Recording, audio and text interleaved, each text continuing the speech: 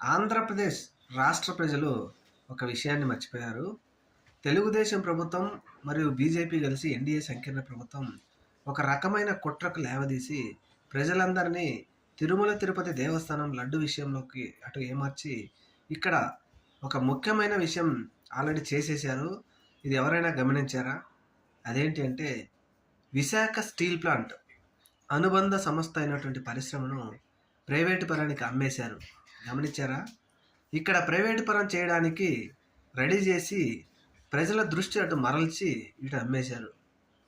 మరి ఇటువంటివన్నీ గమనించకుండా ఏదో జగన్మోహన్ రెడ్డి మీదనో, జగన్మోహన్ రెడ్డి గారి నాయకుల మీదనో, లేకపోతే ఆయన అధికారంలో ఉన్నప్పుడు పనిచేసిన ప్రభుత్వ అధికారుల మీదనో పడటం కంటే ఇక్కడ తెలుగుదేశం ప్రభుత్వం బీజేపీ కలిసి ఏ విధంగా ప్రజలను దృష్టి మరల్చి ప్రజలకు అన్యాయం చేస్తున్నారో ఒకసారి గమనించాలని కోరుకుందాం. ఎందుకంటే తిరుమల వారి లడ్డు రూపంలో